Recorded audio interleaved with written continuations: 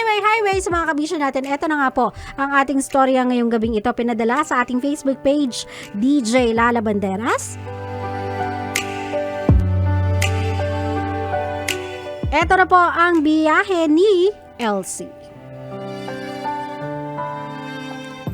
Hi DJ Lala, I'm Elsie and I want to share my story. So eto na nga po ang pinagpalit sa malapit story. I have this ex-girlfriend and our relationship lasted for almost 3 years.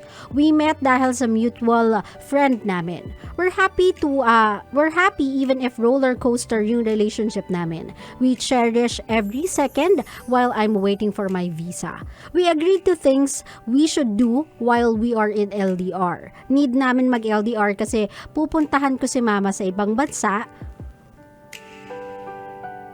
to have some quality time with her. Then umalis ako at doon na nag-start na palagi siyang galit kahit na anong gawin ko para ma-feel niya yung assurance na binibigay ko. Kasi never pa naman kami nag-away dahil sa mga nakakasama namin. Then bigla na lang siyang naging cold or kung kausapin niya ako parang ayaw na niya siya, I feel like napipilitan na siya. Then someone sent a message telling me that my girlfriend was cheating on me. I did not confront her because I know that she won't do that. I'm planning na bumalik na ng Pinas kahit na dapat hindi pa naman. But things are getting toxic until I decided to take an off sa relationship. And in less than a week, she posted someone celebrating their monthsary. Then I talked to her, telling that we should put our relationship to an end. I didn't discuss to her my reason and why I broke up with her. Then the day after we separated, she posted telling everyone that I cheated on her.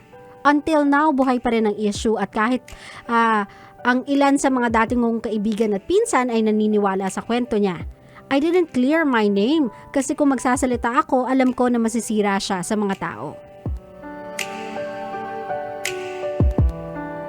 Sometimes love really can make us blind. Dahil sa laki ng tiwala na meron tayo sa mga mahal natin, hindi natin magawang maniwala sa iba. Minsan talaga, distansya ang magsasabi kung ang taong kasama mo ngayon ay ang taong para talaga sa atin o hindi. Love yourself more than you love someone. Huwag nating hayaan na mawala ang respect natin sa sarili by begging for love we do not deserve. Until now, hindi pa rin ako makabalik ng Pilipinas kasi hindi ko alam kung okay na nga ba talaga ako. At exactly today, 2 years and 7 months na since I left Philippines and I need some motivation para bumalik na kasi tampo na ang aking mga kaibigan. Help me to decide, DJ Lala. Thank you and more power to this wonderful show of yours. Thank you, Elsie. Well, Elsie, I'll go straight to the point. If you are just looking for any reason just to go back here in the Philippines, don't look for anyone else, don't look for anywhere else, but look within you. My love, I think you are ready.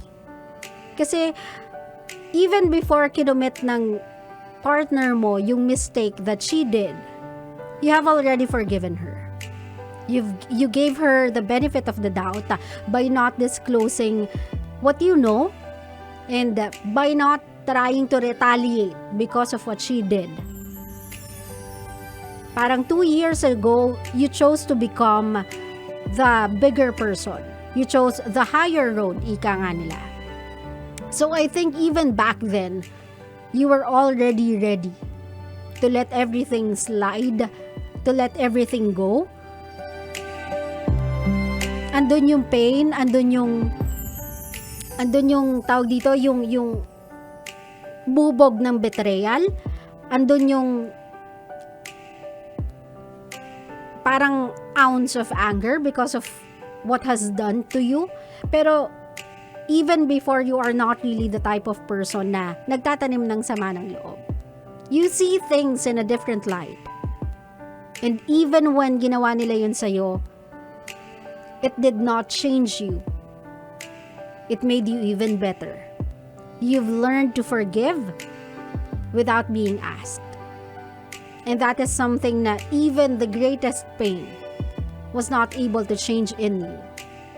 So believe me when I say na even back then, you are ready to come back home. Ready ka na talagang umuwi dito sa Pilipinas. You just needed time to enjoy a different scenery, a different environment. And my love, if it's any consolation, you do not owe anyone any explanation. You do not owe anyone a reason as to why hindi ka pa rin umuwi hanggang ngayon. You don't need to please everyone na once na bumalik ka dito sa Pilipinas, trying to explain to them why it took you 2 years before ka bumalik dito sa Pilipinas. Kasi for 2 years, you think na yung decision na yon ay best decision for you as of the moment. So no one should ever question you bakit mo ginawa yun. So kapag bumalik ka dito, mahal, huwag ka mag-expect ng anything from anyone. Let alone do not accept expectations from anyone, from you, once na bumalik ka dito ng Pilipinas. If you don't want to see them, if you don't want to talk to them, if you don't want to deal with them, that's okay. Wag mong buhayin yung sarili mo trying to make everybody feel good.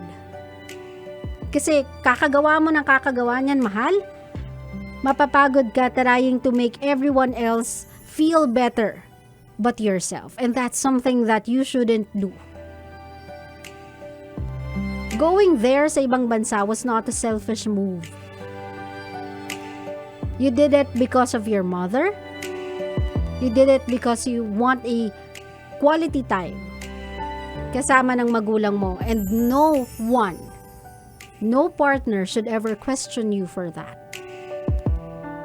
Ngayon sa mga kinalat nilang issue, if they are happy about it, if it made them sleep at night, then they owe it to you for not taking back yung false, yung fake peaceful nights na meron sila because of the story they fabricated just to make themselves feel better. They owe it to you as to why nakatulog sila ng feeling nila triumphant sila. Pero pag bumalik ka dito sa Pilipinas, please do not let that issue change how you feel sa hometown mo. Please do not let that issue ruin more years of you being here sa hometown mo. They have already taken 2 years of your life. Don't let them take any more years. If you want to come back home, then that's all the reason you need to come back home. Hindi mo na kailangan ng kahit ano pang sign. Hindi mo na kailangan ng kahit ano pang reason. Just come back because you want to. That's every reason you're ever gonna need when it comes sa choices mo sa buhay mo. You know, you don't need to explain it to anyone. As long as it will make you happy, as long as it will make you feel satisfied, as long as it will make you feel at ease, then go with it, my love. So far, you have made the right decisions in your life. People should look up to you.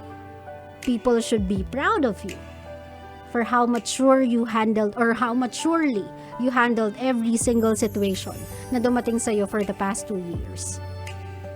So believe in yourself when I tell you, you'll continue to make the right decisions as long as you believe in the decision you're about to make. Claro? Claro.